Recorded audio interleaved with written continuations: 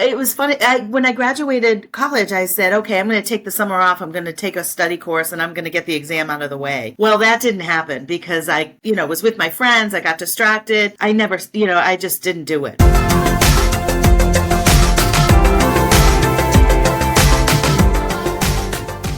Carla, thank you so much for being on my podcast today. How are you? Good. Nice to be here. Thank you. Thank you. So we have a special guest today, Carla, a managing partner at AAF CPAs.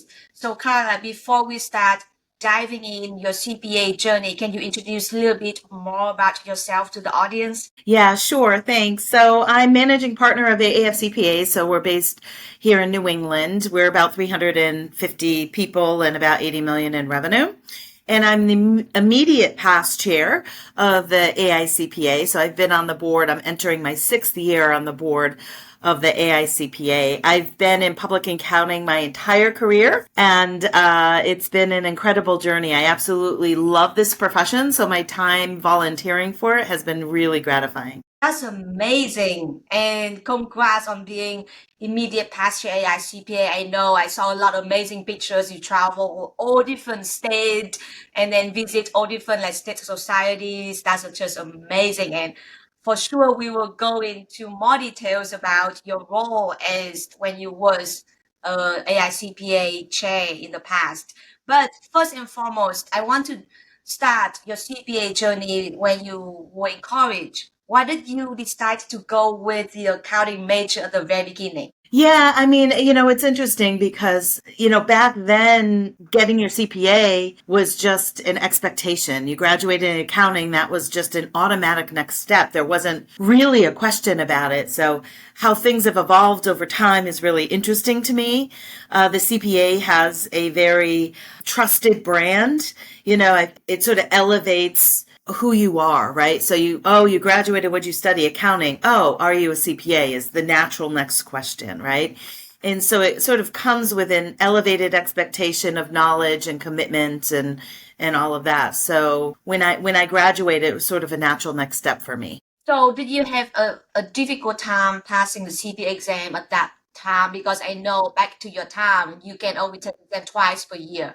And you have like 4 sections all at once, not just like one section each, like what we do right now. And so if you fail in the first time, you have to wait for a long time to do all over again. Yeah, it's funny. It's when I'm talking about, how it was then, I always tell everybody, stop talking about it. Nobody cares what it was then. Yeah, so it was funny. When I graduated college, I said, okay, I'm going to take the summer off. I'm going to take a study course and I'm going to get the exam out of the way. Well, that didn't happen because I was with my friends. I got distracted. I never, I just didn't do it. Right. So I ended up just going right to work, and I worked for 3 years when I was, sort of I didn't have my CPA. I wanted to get to the next level back then.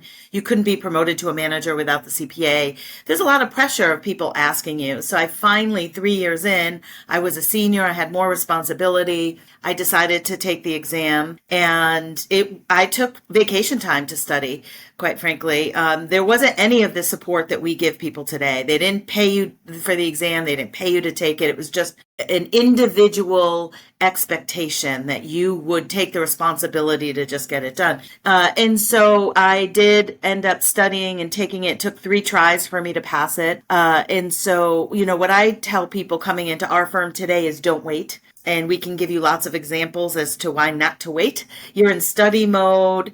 You have the least amount of responsibility your first year in. The more you wait, the more responsibility you get at work. Your life changes personally. Get married, buy a house, have kids. All these things that can just make it more difficult. That's true. I absolutely agree with you about that. And also, when you move up, people are like, oh, you are a senior now, you expect to do more difficult returns or like do more difficult project. It means that it consume more time. And so it's like, I don't have time to study for my CPA exam. So sooner is always better. So I hope audience listen to that again. I know we emphasize about this in a lot of different interviews I have had. But it's always good to remind like sooner is better. Just get it out to the way so that you don't have to worry about that. And I know for now, a lot of CPA firms they give you bonus for passing in the first year, second year, That's something right. like that. Yeah, So it would that be really great if the colleges and universities actually built it into their curriculum so that you were better prepared when you graduate to just take the exam. that's a And good idea. yeah, that would be really good. We'll see. Wow, yeah, that would be a good evolution there. So they don't have to like, oh, I have to study extra after I Right. graduate to Yeah. pass a CPA exam. Yep. That's amazing. Yeah.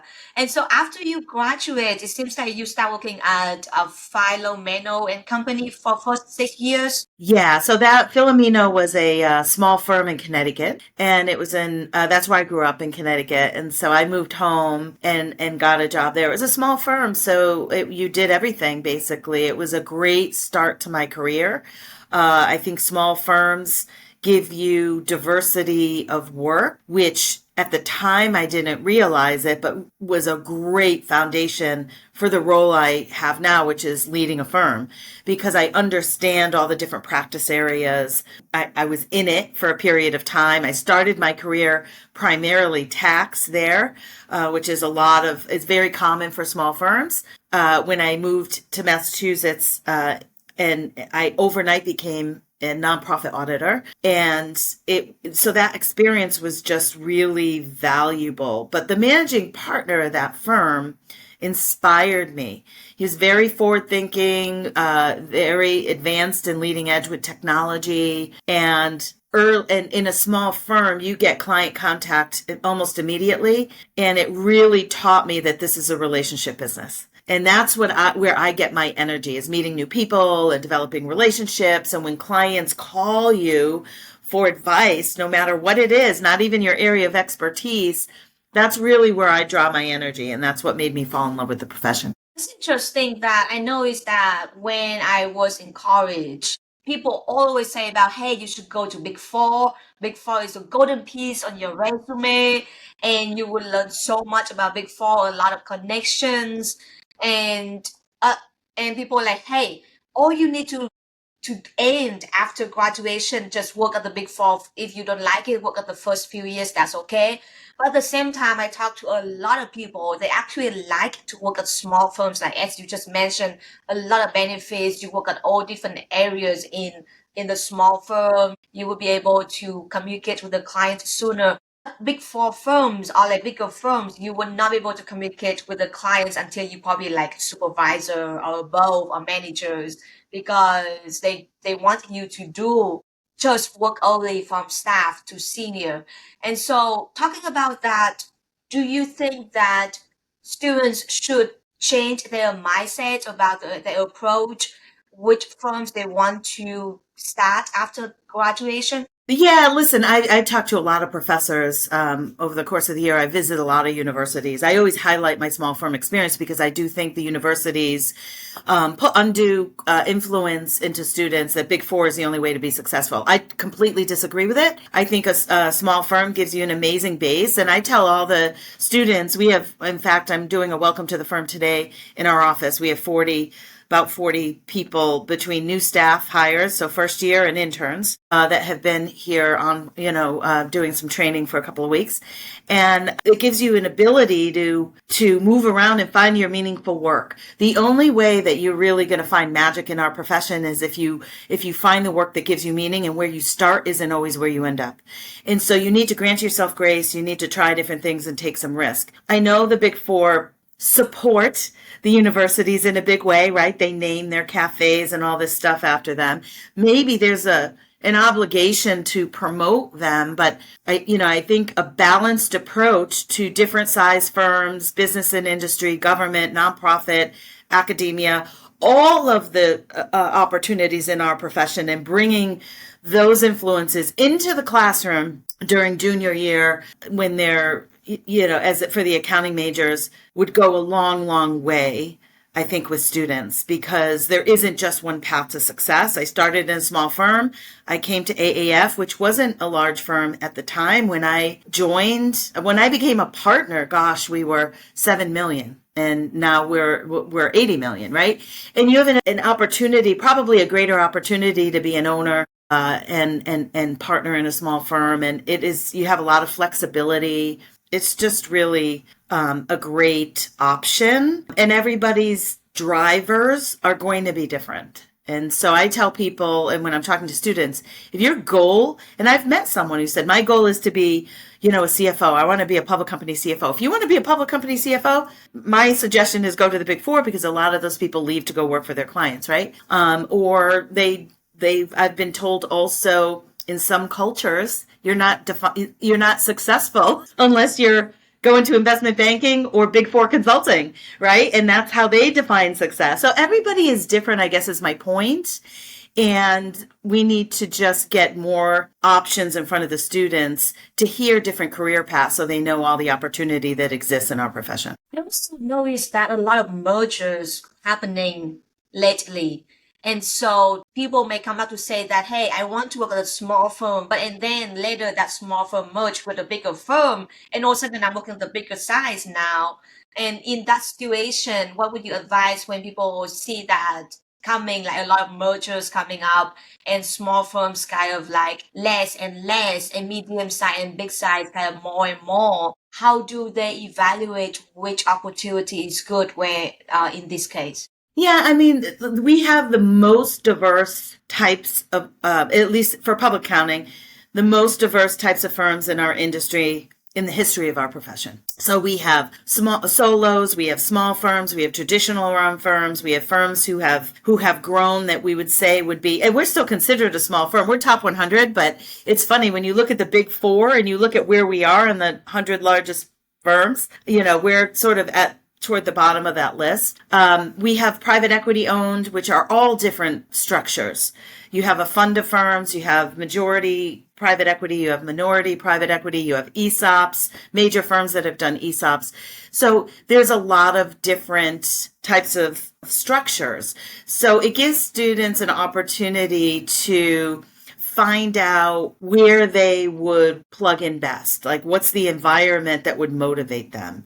So what I'm telling students is, ask better questions in your interview. Figure out where your values are, where you're going to have the most alignment is when your values align with your company values. So ask different questions in the interview about corporate culture and values of the company, and advancement opportunities and structures. They can even ask, what is your view on mergers and acquisitions and private equity? This way people know sort of up front sort of what they're thinking. And where you start your career isn't always where you end up either. And so you can start somewhere and always make a pivot in your career. The one thing about our profession is there's job security. We have very low unemployment rate here in accounting. And so there's people that move around all the time between different services, like I did tax to audit, or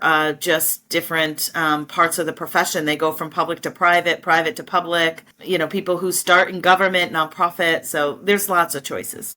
You mentioned about the fact that you moved from tax to audit. It's funny because tax and audit, they are so different. I moved from audit to tax and I love it.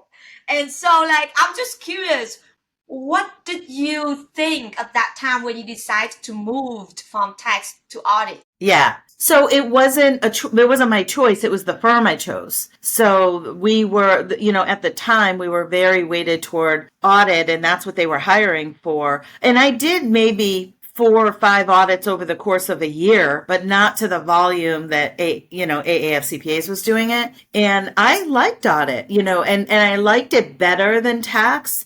I'm going to fast forward all these years where we use type coach in our firm and we understand our personality types. It's very, very valuable. I tell the university professors, you guys should be doing this to the students before they graduate, because then they understand themselves better and they're more apt to plug themselves into the right job for their personality. So I'm an ENTP, so I'm an intuitive thinker, which means I'm big picture, vision, strategy. So you could imagine someone like that in the details of tax probably wasn't very energized. Audit gave me more opportunity to be out in the fields, going to different clients.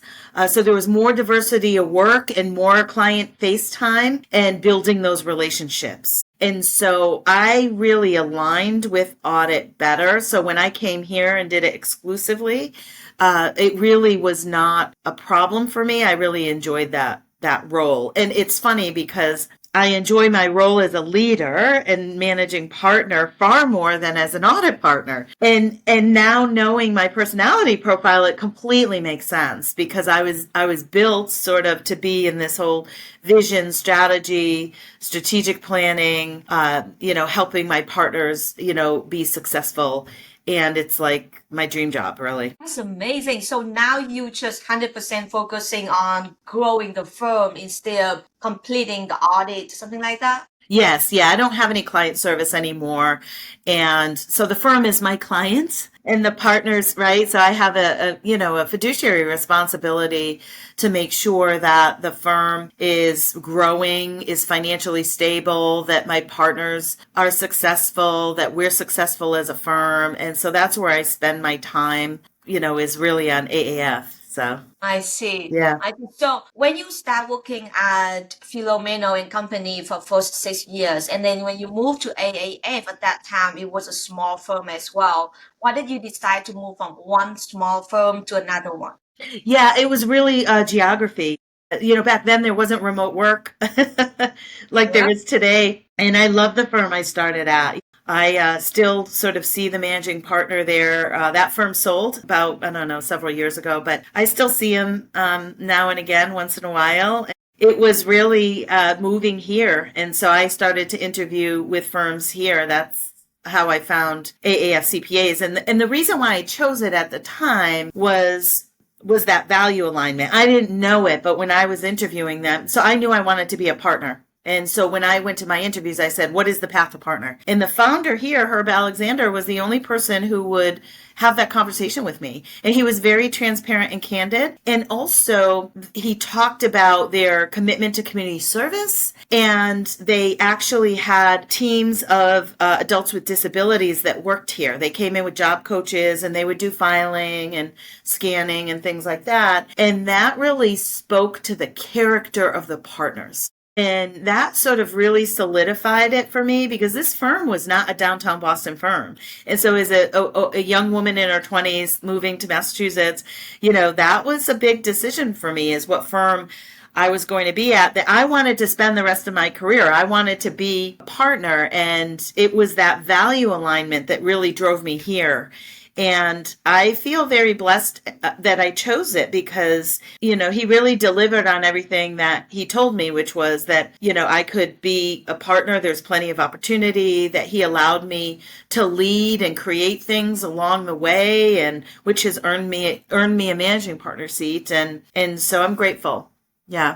It's interesting then when you say that you interview the panel because a lot of time when you go to interview, you always think that I am the interviewee and it's only one-way street. But actually, when you go to any single interview, it's two-way street. For sure. Interview you and you interview them as well to see if you are a good fit to that company or if that's what you are looking for. At the same time, the firm say, hey, I need to see if this candidate is the one I'm looking for my firm as well. So that's something I know is a lot of people who missed that concept. They just say, okay, I need to be the best candidate now. I need to prepare myself to show my best at the interview. So talking about that interview, I'm wondering if you can give some interview tips for young professionals. They going to look for the job. How can they prepare for it? How can they find a good fit for themselves? Yeah, I mean, I doing your homework is always helpful. So getting onto the website, doing some research on socials to see what the firm or the company is pushing out. Come prepared with questions and really be intentional about the questions that you're asking. So you want to ask about culture. Culture matters. Value alignment matters. So I did a recent LinkedIn post where I talked about being more intentional in your interview and asking better questions of your future employer to make sure you have that value alignment. And so, it's very much, in order for it to be a win-win, it has to be the right fit for both sides, right? And so I know that students are like, I just want my first job, but you don't want to also enter the profession in the wrong job because then you're not going to feel great about it. That's that's generally kind of what I tell people. You're sort of, the transcript talks, shows sort of the classes, the effort, the grades, the sort of the intellect. It's the other things. Who are you as a person? Will I be able to come into this workplace and be my authentic self? Will I fit in? Are there other people that look like me? Those are really important things to make sure people feel a sense of belonging in their firm. And so that's where I would gear the questions if I had to do it all over again today. A sense of belonging. I think Mm, that's very strong mm. because you spend a lot of time at work more than you spend time at home. So, Yes, for sure. It becomes just part of your life. When you're in the right job, the integration between work and life, and if you're in the right job, it just becomes a part of who you are. And it's just has to be when you have the right fit, it's just really magical. Yeah. yeah, it's like your identity. Yeah. The job, it's just like, oh my God, I want to do a good job. How people look at me based on how good job I am doing. And so a lot of time I'm just stressing myself and say, oh my God, I wish I could do better. But and then it's just like, it's okay. It's just a learning experience, a learning curve. Everyone is going through that period. But yes, a lot of time I feel like job is just my identity here. And I Right. was like, how can I make it better? How can I improve my identity? So it's affect a lot. It's people say that you spend how many, like 80%, 70% of your time at work, and Yeah. then small Yeah. amount of time outside of work, and Yeah. then the rest is just sleeping. Right. Right. Right. Yeah. Oh, and when you move to AAF CPAs, you move from experienced senior all the way to managing partner. So you have gone through a lot of steps, stones, Yeah. promotions, and then like different responsibilities add on your plate. What your best advice to young professionals when they want to move up in their career? How can they advance their career within the same firm? How can they prepare themselves with more responsibilities? Even Mhm. because I know sometimes it's kind of overwhelming Yeah. whenever they have in the transition. So how did you deal with that transitions, and what advice you give to young professionals? Yeah, I mean, hopefully where they are, there's transparency. I feel like if we're talking about public accounting, all firms should have competency-based performance metrics. So we have written competencies at every level in our organization, in every department. So they're different for our CAS practice than they are for tax versus audit. And so we had all our department leaders several years ago write down the competencies: staff, senior, manager, partner. We have income partner, equity partner. We have alternative schedule partner. It's the transparency of that, I think, is important. It shouldn't be a mystery how to get to the next level. And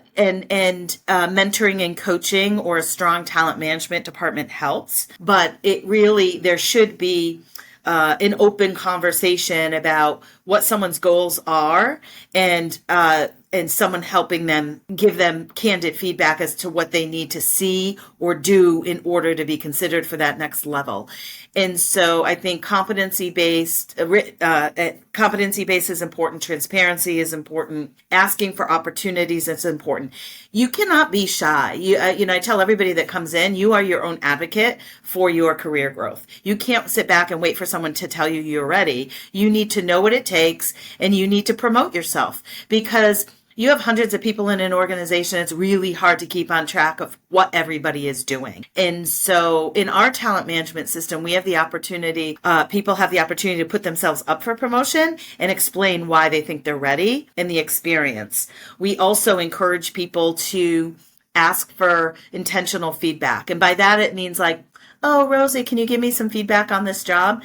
I'm leaving it up to you to write my narrative. Why would I do that? I would be like, Rosie, can you tell me how my job control skills were? How did I do on that complicated issue that we had, or my communication skills with the client, or my client relations? Tie it to the competencies of the next level that you want to get to. Get that feedback. It's memorialized in your evaluation, and will just help you sort of get to that next level. But people should not leave a blank slate for feedback. You should be very specific in your asks so you're getting the right feedback to help you get to the next goal. How you phrase, it's not what you ask, it is about how you ask. Mm-hmm. How you collect the feedbacks is very important, because if you ask feedback too general, people will give back to you general feedback and you have no idea how to improve it. Or they only give you the good stuff and they forget, or they forget everything in the moment. So if you ask for it in the moment while it's fresh in their mind, you know, and they go into the system and do it right away, and you never want a surprise, right? Everybody works so that there's no surprises, right? So there should be nothing coming up in a verbal meeting of supervisors about someone that hasn't already been communicated with them and put in writing in their talent space. That is the goal. Like, nobody's perfect at that, but we need to get really good at that. Yeah.